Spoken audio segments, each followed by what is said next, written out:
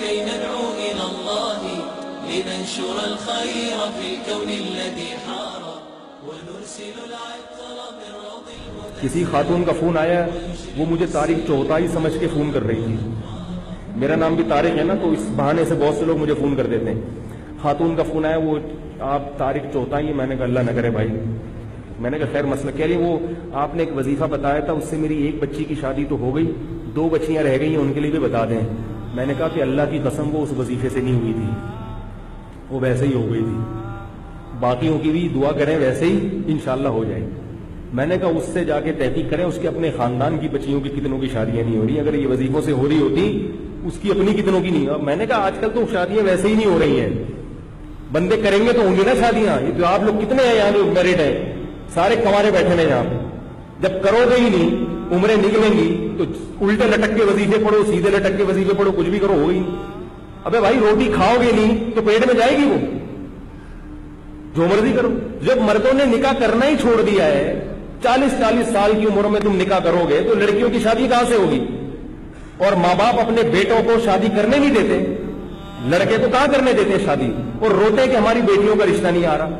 تو بھائی اس لیے نہیں آ رہا کہ دوسرے کے باپ بھی اپنے بیٹے کو شادی نہیں کرنے دے رہے. ایک چھوٹی سی بات کہتا ہوں، وہ موضوع آ جائے تو چھوٹی سی، پھر میں اصل موضوع کو بس سمیٹتا ہوں کہ آپ ذرا گچی پکڑ کے رکھیں اس کی.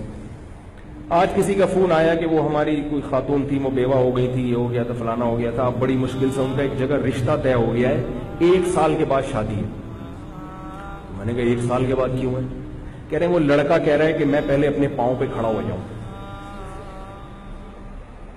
میں نے کہا آپ لوگوں کی طرف سے تو دیر نہیں ہے نا. کہہ رہے نہیں، لڑکا کہہ رہا ہے میں پہلے گھر بنا لوں، میں کمرہ بنا لوں، میں یہ کر لوں. میں نے کہا ان کے گھر میں کوئی کمرہ نہیں ہے؟ کہہ رہے ہاں وہ ہے. میں نے کہا کیا وہ کھاتے نہیں ہیں؟ کھاتے ہیں صبح ناشتہ بھی. تو میں نے کہا اگر آپ لوگوں کی طرف سے یہ شرط ہوتی نا کہ نہیں ہم اپنی بہن کو یا بیٹی کو اس حالت میں نہیں بھیجیں گے، اس کے لیے پہلے ڈیفنس میں بنگلہ کر. بھائی ہر ایک کا اپنا ایک معیار ہوتا ہے نا لڑکی والوں کا، تو سمجھ میں آتا ہے کہ بھئی آپ اس کنڈیشن میں بھیجنے پر آمادہ نہیں ہو. اگر آپ آمادہ ہو اور سامنے والا آمادہ نہیں ہے، وہ بہت بڑا بیوقوف ہے. وہ کہنا تو بہت بیوقوف بہت ہلکا لفظ ہے اس کے لیے، لیکن کیا کریں بھئی تقدس بھی تو ہے نا کوئی مسجد کا، اور اسی پہ کلپ آ جائے گا. تو پاگل ہے بھائی. جب مرد کو عورت کی ضرورت زیادہ ہوتی ہے، میں نے کہا 1 سال وہ بندہ بیوی کے بغیر، عورت کے بغیر گزارا کیسے کرے گا؟ ہماری سمجھ میں نہیں آتا بھائی.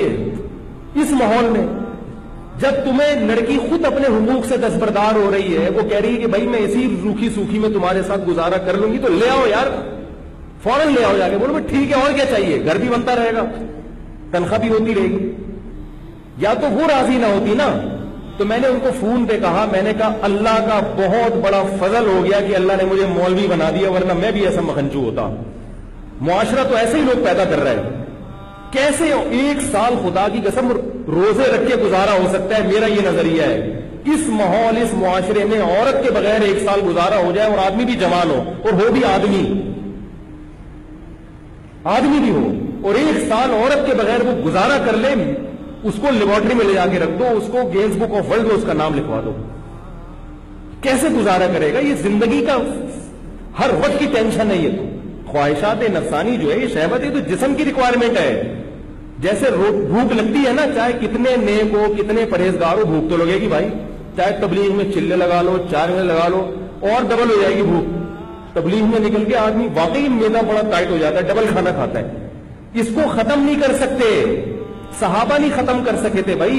عثمان ابن مظعون رضی اللہ تعالی عنہ سفر میں ہوتے تھے، کہتے تھے ہم بیوی کے بغیر سفر کرتے تھے، ہم پہ بہت شہوت سوار ہو جاتی تھی، ہم بہت پریشان ہوتے تھے. صحابی جو نبی کی صحبت اٹھاتے ہیں اتنے پریشان ہو گئے کہ انہوں نے نبی سے اجازت مانگی کہ یا رسول اللہ آپ ہمیں اجازت دیں، ہم کوئی ایسی چیز کھائیں کہ ہم خسی ہو جائیں، نامرد ہو جائیں، ہم سے گزارا نہیں ہوتا عورت کے بغیر سفر میں.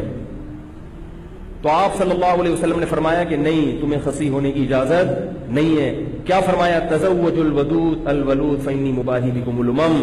فرمایا نکاح کرو. نکاح کیا مطلب؟ سفر میں کر لو کسی سے نکاح.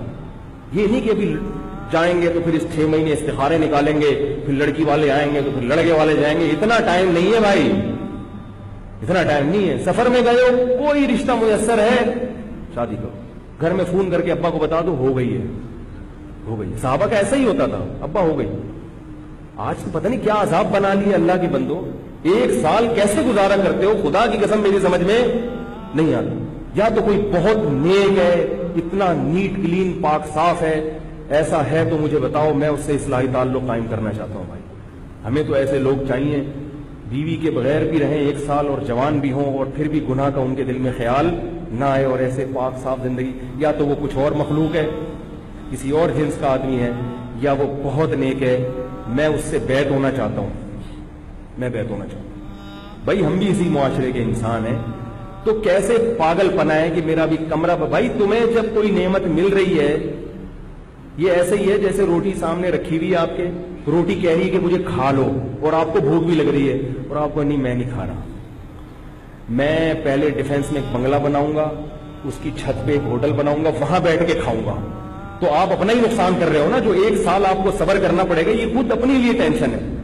اور یہ بات یاد رکھو, یہ حیا کے خلاف ہے, مگر ایک سائنسی حقیقت ہے, اس لیے بتا رہا ہوں میں کہ نکاح میں جتنی تاخیر کرو گے نا, سیکچول پاور اتنی کم ہوتی چلی جائے گی. کیونکہ انسان کی جو قوت استعمال نہیں ہوتی, وہ قوت آہستہ آہستہ کم ہو جاتی, فارغ ہوتے چلے جاؤ گے.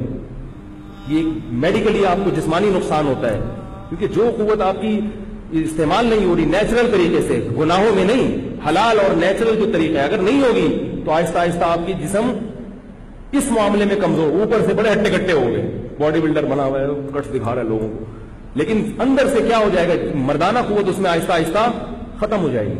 کیونکہ جو قوت استعمال نہیں ہو رہی تو وہ قوت ختم ہو جاتی ہے.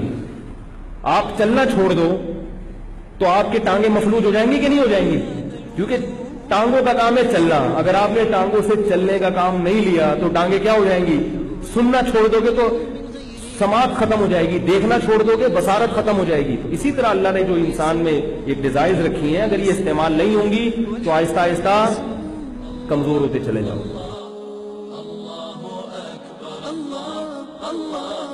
اللہ